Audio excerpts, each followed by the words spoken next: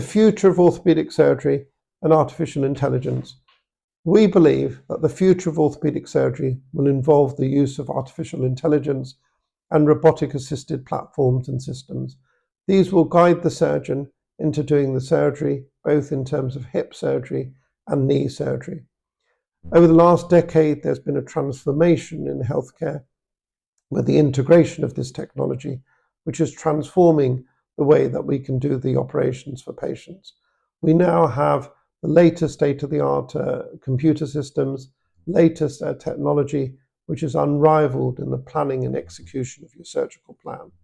This cutting-edge technology is transforming the outcomes. It's improving the accuracy of the surgery. It's improving the outcome. It's increasing the rehabilitation, and it's reducing complication rates. We use the Mako robotic arm-assisted system, which was developed by Stryker. It's been around for 18 years, although only 7 in this country. This system gives us unrivaled improvement in, firstly, the accuracy of patient implant positioning. The implants are being positioned bespoke to you based on your CT scan. We're getting information which is very accurate, unrivaled for you. This is very bespoke positioning. The more accurate the implants are, this is going to reduce the amount of wear in the joint. It's going to reduce the risk of dislocations. It's going to improve pain and outcomes. We now are seeing a much more quicker recovery, improved patient rehabilitation.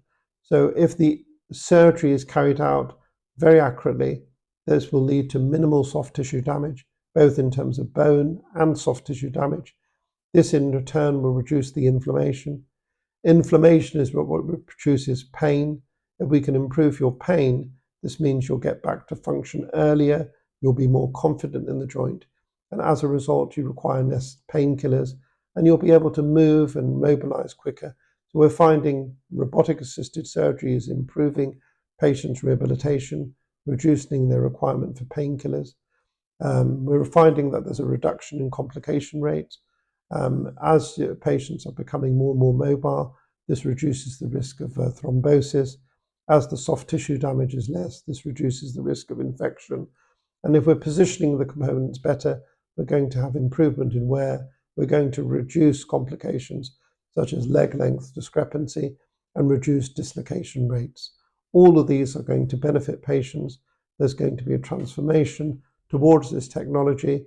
We're finding that overall there are some considerations in terms of systems to use and cost analysis, but overall it's a technology which is leading the way, and we believe this will become the future and the gold standard of joint replacement surgery. Thank you.